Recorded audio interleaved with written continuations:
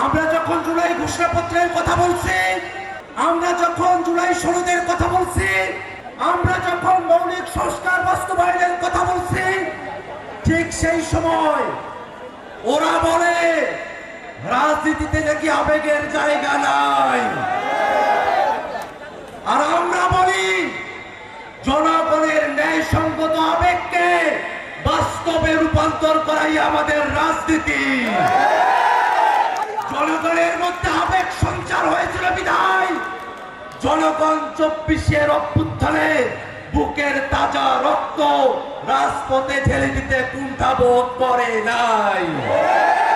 জনগণের মধ্যে আবেগ এসেছিল বিধায় অস্ত্র ছাড়া খালি হাতে তারা রাজপথে ওই আওয়ামী সন্ত্রাসীদেরকে তারা মোকাবেলা করেছিল। জনগণের শক্তিকে ভুলে যাবেন না। জনগণকে আবেগী বলে জনগণের চাওয়াকে ছোট করে দেখবেন না। জনগণের চাওয়াকে বাস্তবায়নের রাজনীতি বাংলাদেশে প্রতিষ্ঠা হবে, এটাই জুলাই অভ্যুত্থানের আকাঙ্ক্ষা। এই আকাঙ্ক্ষার বাইরে কোন রাজনীতি বাংলাদেশের মানুষ, রাজনীতির রাজশাহীর মানুষ বাংলাদেশে হতে দেবে না। ভাইরা আমার, বাংলাদেশের মানুষ দীর্ঘ সময় ধরে নিষ্পেষণের মধ্য দিয়ে গেছে। দীর্ঘ সময় ধরে সাম্য, মানবিক মর্যাদা, সামাজিক সুবিচারের গল্প শুনেছে, কিন্তু 54 বছর হলো সাম্য, মানবিক মর্যাদা, সামাজিক সুবিচারের বাংলাদেশ আমরা পাই নাই। কিন্তু আমরা বলতে চাই শুধুমাত্র বাংলাদেশের পয়সাওয়ালারা, বাংলাদেশের ক্ষমতাবানরা তারা বাংলাদেশের মর্যাদা নিয়ে চলবে, আর এদেশের ঠেলা মজুর, রিক্সা চালক, কৃষক, শ্রমিকেরা সরকারি অফিস আদালতে গেলে তাদেরকে দূর দূর করে তাড়িয়ে দেওয়া হবে। এই বাংলাদেশ আমরা আর চাই না।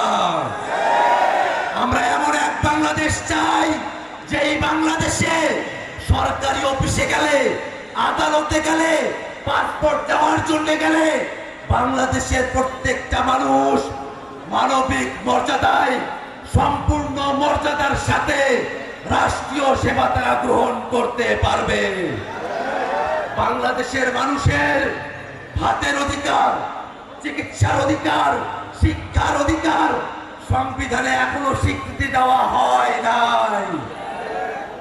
স্বাধীনতার অর্ধ শতাব্দী চলে গেছে, বাংলাদেশটাকে উন্নয়ন করতে করতে মহাকাশে পৌঁছে যায়, কিন্তু বাংলাদেশের মানুষের শিক্ষা, স্বাস্থ্য, বাসস্থান, চিকিৎসার অধিকার সংবিধানে অধিকার হিসাবে আসে না। এমন সংবিধান আমাদের প্রয়োজন নাই। ভাইরা আমার, ঐক্যবদ্ধ কমিশনে বাংলাদেশ রাষ্ট্রটিকে নতুন করে গড়বার জন্য সংস্কারের আলোচনা চলছে। বাংলাদেশে ফ্যাসিবাদ বিরোধী রাজনৈতিক পক্ষগুলো, রাজনৈতিক দলগুলো যখন মৌলিক সংস্কারের দাবিতে সকলে এক হয়ে যায়, একটি দলের কারণে মৌলিক সংস্কারের প্রস্তাবনা ঐক্যবদ্ধ কমিশনে আটকে যায়।